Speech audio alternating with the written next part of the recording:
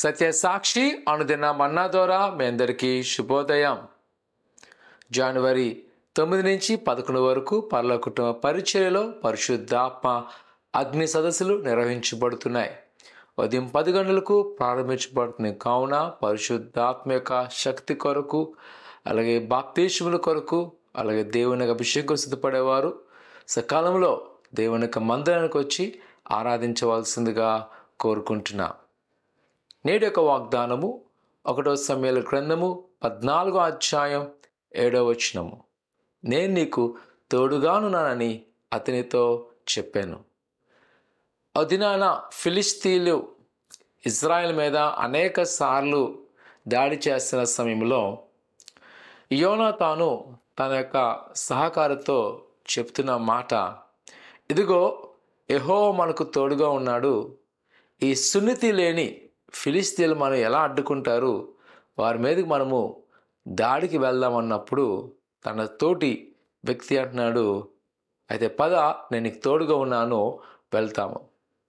అయితే అక్కడ సందర్భంలో చూసినప్పుడు యోనాతాను గారు ఆనాటి సైన్యాన్ని బట్టో తనకున్న శత్రు బలాన్ని బట్టో చూడలేదు, కానీ యెహోవా పేరట ఆయన చెప్పగలుగుతున్నాడు, మనల్ని ఎవరైనా అడ్డగించగలరా?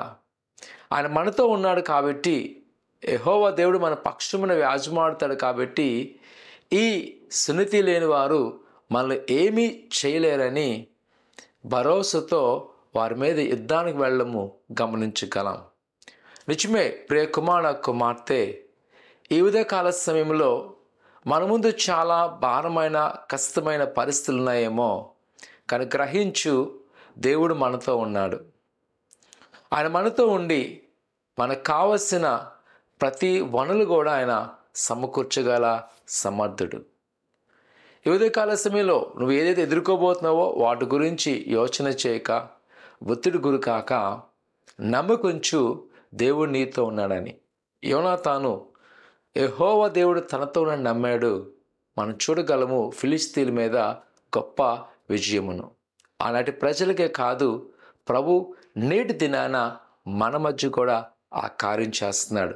కావున దిగులు చెందకుండా, అధైర్యపడకుండా ప్రభుని యేసు యందు నమ్మకం ఉంచు. ప్రార్థన చేసుకుందాం. పరిశుద్ధుడా, ఘనమైన దేవా, నీ కొందాలు. నువ్వు సత్యవంతుడు, గొప్ప దేవుడు ప్రభా. ఈ ఉదయకాల సమయంలో నీ బిడ్డలు మీరు జ్ఞాపకం చేసుకోండి.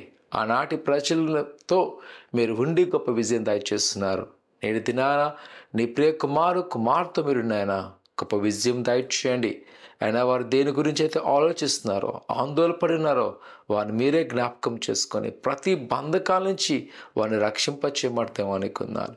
నీకు సహాయముతో నింపి వారిని బలపరచమని యేసునామమున తండ్రి, ఆమేన్. ప్రతి వారు కూడా ఈ యొక్క వీడియోని చూస్తూ మీ బంధువులకి, స్నేహితులకి, మరి ముఖ్యంగా క్రీస్తు ఎరిగిన వారికి వాగ్దానాన్ని షేర్ చేయవలసిందిగా కోరుకున్నాం. అలాగే జనవరి 9 నుంచి 11 జరిగే పరిశుద్ధాత్మ అగ్ని సదస్సులో పాల్గొవలసిందిగా కోరుకుంటున్నాను. దేవుడు దీవించును గాక. ఆమేన్.